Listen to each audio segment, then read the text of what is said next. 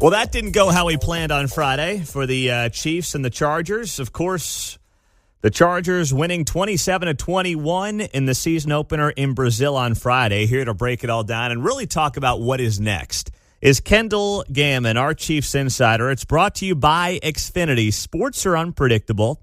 The price of your internet shouldn't be. Introducing the 5-year price guarantee, one consistent internet price for 5 years with no annual contracts guaranteed. All right, Kendall, we talked about how this game was going to be tough starting the season. Chiefs had beaten the Chargers, 7 straight games. They were due. But what concerned you most about Friday night for Kansas City? Defensively, I didn't think we played as well as I thought we would. That may be as simple as the Chargers have a better offense than maybe we thought they would and have got it together a little bit more. But I didn't think they did a great job of stopping the run, even though they didn't give them 100 yards. But in general, I mean, anytime you surrender over 300 yards passing, you've got an issue going on. But, the biggest issue is the injury, which we'll get to. But I don't know. Pete, I just didn't think they felt in sync. I mean, obviously they're trying. When people say, well, they're not trying, they're not this. No, they are. There's no doubt about that. But they weren't in sync. And I think offensively, anyhow, the injury really affected the receiver position even more so because now you've got all kinds of people in different positions trying to make up for it. But just in general, I don't know. It wasn't as sharp as I thought it would be. How much of this game felt like a lot of the games last season, except this time they came out on the losing end? Because that's a lot of what I saw on Friday night. Same issues, same guys, same problems. But, last year, I don't want to say they got lucky. They win close games because they have the talent to win close games. But this time they came up on the losing end. How much did it feel like last year to you? I don't know if I share that opinion or not in terms of being like last year. To me, I don't make that association, Pete, just because of the injury on the offense, which then changes a lot of different things. But you're right, because when you look at it, they were leading the league in number of wins straight, for one score or less. And so eventually that you're going to crap out and it's going to go the other way, like you mentioned. But I just think this is one of those games where it's a division game, and it's the second year of Harbaugh, and he's got them playing well. I thought Justin Herbert played as good a game as you could play against this defense. I don't know if I see that or not, but I think that's worth noting because you're right.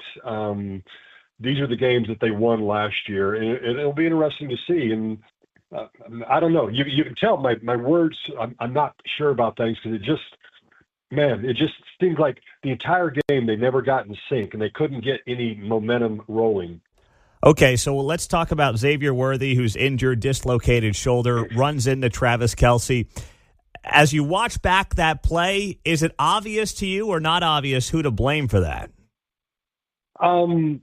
It wasn't obvious to me. I've only seen it a couple times, and I wasn't looked at. I just know somehow that's tough. They're running crossing routes, and they're trying to rub somebody off and get a defender to go over the top or something.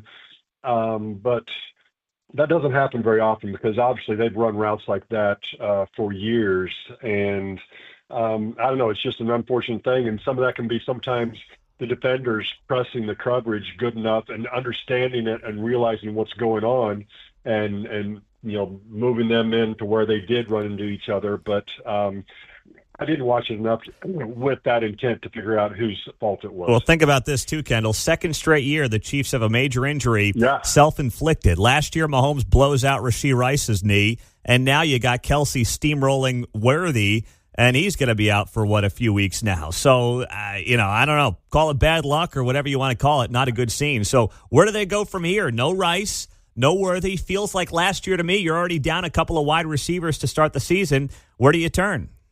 Well, that's a fair point when you say that, being down, because obviously Rashee Rice still has 5 more games. First of all, what you do is you forget the game because you've got another one coming up. The world champs are coming in, and they handled the Chiefs handily last year in the Super Bowl. So you've got to have a short memory and get ready for this week. And, I wouldn't expect Worthy, obviously, to play this week. So now you'll have guys in positions that they're used to playing, because I think they shuffled them all around, on the run last week. But I don't know. If you don't have a sense of urgency this week, with the potential of going down and being 0-2, and you've got the world champs coming in, hopefully, they'll rally around, a little bit of revenge and get back with it. But when it comes down to it, I think defensively they've got to play a lot better than they did in Sao Paulo, because I didn't feel like they stopped the run. I know they had maybe 2, maybe 3 sacks, but I didn't feel like they really put all that much pressure on Justin Herbert. And you've got a different animal coming into town this week with Hurts and what he can do. And I think he had a great day on Sunday, I guess it would have been Thursday. Had the 2 touchdowns and everything. So this is going to be a test, no doubt. All right, Kendall Gammon, our Chiefs insider here on KCMO Talk Radio. We'll talk to him on Friday and get set for the big Super Bowl rematch at 3:25 Sunday afternoon in Arrowhead Stadium. Thanks so much, Kendall. We'll talk to you on Friday morning, my man. You bet, Pete. Take care. All right, Kendall Gammon on KCMO Talk Radio. 913-408-7957. That one definitely stung on Friday night. Not the start to the season we were looking for, John. I liked it that was on Friday, so I'm over it by now. That's a good point. If it was last night, John would have been coming in all grumpy. Grumble. Oh, my goodness. And Mark's, I texted you, Mark. I said those parlays, I didn't like them on Friday morning. I liked them less on Friday night, brother. Yeah, it was a rough one. I'm not sure where to go next week. I'll let you guys know, though. I just felt like I was watching last year's team all over again. I'm with you, and a few new problems popped up because I don't know what Karlaftis was thinking. He was offside twice, and a personal foul was uncharacteristic. Yep, and, Spags was bringing the pressure, couldn't get it there. Secondary had some issues. Jawan Taylor, I'm sick of seeing him with penalties all over the place again. Definition of insanity, anyone? I know. So it just felt like last year's problems, and they're not going to keep winning these games by 1, 2, 3 points. And let's be honest, getting lucky once in a while. You just can't keep doing it. Mahomes, the leading rusher. You don't like that. Exactly. Running game couldn't get going. So it's not a good look. Tim in the Northland, go ahead, buddy. Well, our secondary couldn't cover a Barbie doll house with 5 gallons of paint. Let's put it that way. You're looking up at every other team in the AFC West right now. Yep. And it does obviously get better this week with the Eagles coming to town, who cleaned your clock and painted your wagon last year in the Super Bowl. You're right. I mean, there's a real chance, Tim, of going 0-2 to start the season. Real possibility. Mm-hmm. And that's why yesterday I was locked in on that Broncos-Titans game. And Claire says to me, I'm watching the game, she's like, who are we rooting for? I'm like, the white team, not the orange guys. Yeah. Because suddenly I'm thinking to myself, watching this game, boy, this game could come down to deciding the division.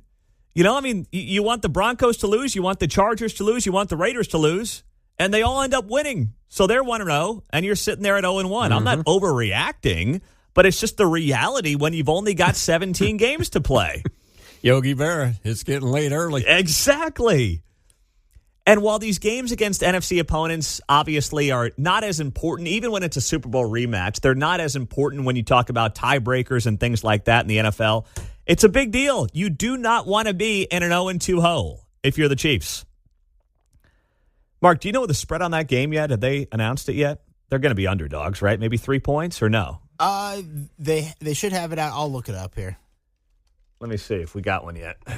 They may wait till tomorrow once all the games are done. Oh, no. Chiefs are a 1.5-point favorite. Huh. Usually get 3 at home. Yeah. So they're a 1.5-point favorite against the Eagles this weekend. So I guess, Vegas usually gives you 3 points for being the home team. So if this was on a neutral site, the Eagles would be plus or minus 1.5. On DraftKings, I see the Chiefs as a 1.5-point underdog. Oh, you do? So there's a few different spots. All right. So it's a toss-up right now. Yeah.